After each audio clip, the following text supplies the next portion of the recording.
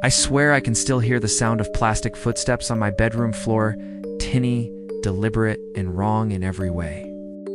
And even now, years later, I still can't bring myself to look under the bed at night. It started the summer I turned 12. I wasn't much into toys anymore, but my mom bought a box of old VHS tapes and random stuff at a yard sale down the street. She was always trying to find bargains, little things that might keep me entertained, while she worked long shifts at the diner. When she came home that afternoon, she dropped the box on the kitchen table and laughed. "Look what I got for $3," she said. Inside, mixed between dusty Disney movies, some worn-out board games, and tangled Christmas lights, was a doll. A Chucky doll. Now, I'd seen Child's Play once at a sleepover, and I didn't like it. I wasn't scared of much, but that doll unsettled me in a way I couldn't explain. Seeing the real thing's cheap, plastic orange hair, overalls, freckles painted on its rubbery face, made my stomach tighten. I pushed it aside. "Yeah, no thanks." Mom chuckled. "Don't be a baby. It's just a doll." She put it on the couch and forgot about it, but I couldn't. Every time I passed the living room, its glassy blue eyes seemed to follow me. At night, when the house got quiet, I imagined I could hear faint creaks, like something shifting its weight across the wooden floor. I told myself it was in my head, until the first night I woke up to the sound of laughter. It wasn't loud, it wasn't even clear, but I swear on everything I know that it came from the hallway outside my bedroom. A high-pitched, scratchy giggle. My heart started pounding so hard I thought my chest would split. I didn't get up. I didn't dare. I lay there frozen, listening. A long silence, and then tap. Tap, tap like plastic shoes hitting the wood floor. By morning, nothing was out of place. The doll was still sitting on the couch where my mom had left it, smiling its painted smile. I convinced myself I was dreaming. Kids get worked up. I let it slide, but it didn't stop. Over the next week, small things started to happen. I'd wake up to the TV buzzing on static in the living room, even though my mom swore she turned it off before bed. The doll's position would change, slightly arms tilted, legs crossed differently. Once, I came home from school and found it sitting upright on the stairs, as if waiting for me. When I asked my mom if she'd moved it, she shrugged. I would just slid down when I vacuumed. But she didn't vacuum the stairs. The moment that broke me happened one Saturday afternoon. My mom was working late and I had the house to myself. I was sitting in the kitchen eating cereal when I heard a whisper. So faint, I thought I was imagining it. "Want to play?"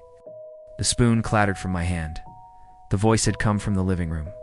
I forced myself to peek around the corner. The doll was on the floor, leaning against the couch. Exactly where it always was, except its head. Its head was tilted upward, just slightly, as if it were looking at me.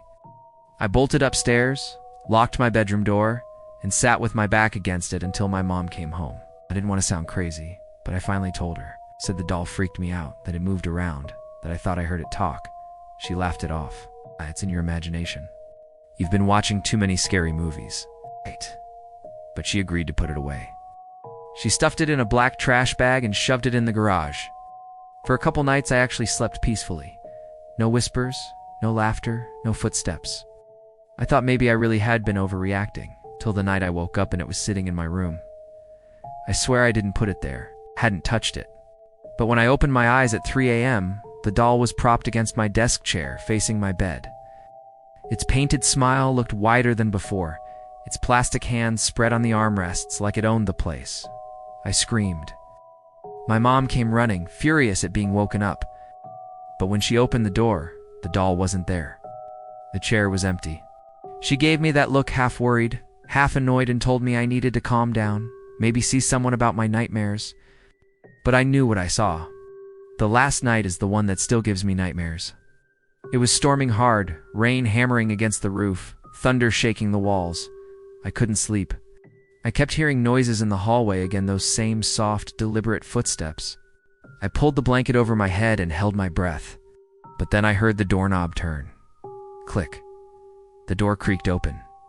I peeked out from the covers. At first, the room looked empty. But then I saw it. The doll was standing just inside the doorway, not sitting, not slump standing.